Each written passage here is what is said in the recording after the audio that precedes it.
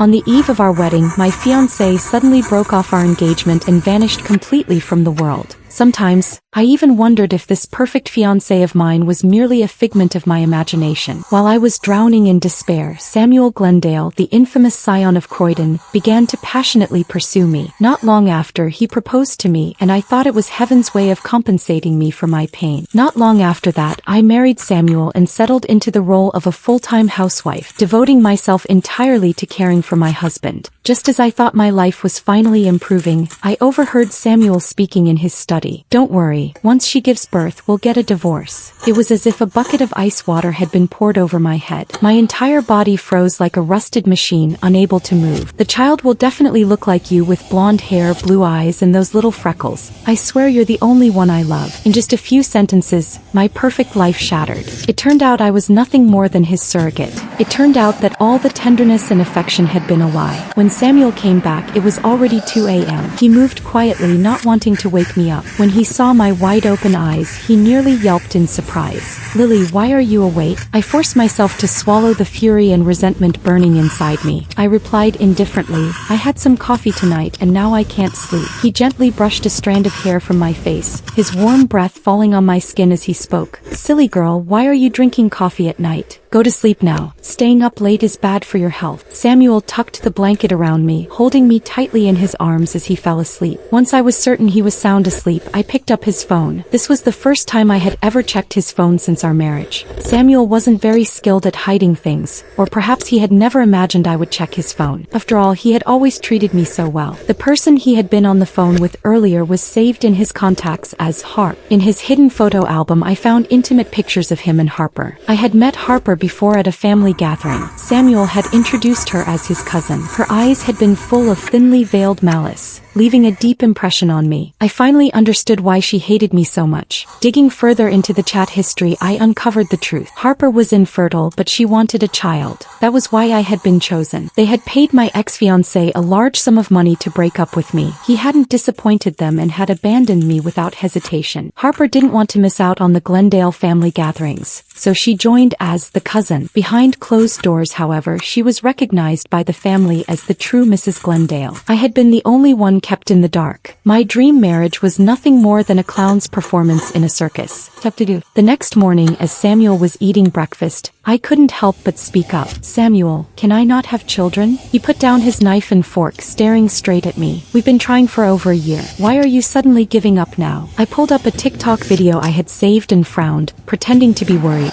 "A lot of women say that childbirth has a huge impact on their bodies. I'm scared that I'll find the best medical team for you," he interrupted coldly. For a moment, the dining room fell into silence, leaving me feeling lost. Gathering my courage again, I asked, "What if I can't get pregnant?" Samuel's gaze darkened, and a trace of surprise flashed across his face, but it quickly returned to his usual calm. "We've done all the tests before. Your body is perfectly fine. Being healthy is one thing, but pregnancy could still cause damage to my body." "Lily, stop overthinking things. You're being too sensitive. If I can't get pregnant, will our marriage end?" Samuel gripped his fork, tapping it repeatedly against the plate, his eyes darting around. "What's wrong with you today? Why are you asking all these strange questions?" I'm just scared." Seeing me sink into sadness, he reluctantly put away his impatience and tried to comfort me. "Stop thinking about it. There's a family gathering in a couple of days. It'll be a good chance for you to relax." Forcing a smile, I asked, "Will Harper be there?" "Yeah." "Why are you bringing her up?" "The way she looks at me is kind of unsettling. She's a very simple, kind-hearted woman. You should try to get along with her." The words were on the tip of my tongue. Would a simple, kind-hearted woman team up with her boyfriend to deceive an innocent woman? However, I didn't say it. Exposing the truth now would be pointless. Before my tears could fall, I left the dining room. Once I was alone, I made a phone call. "Jamie, let's meet up."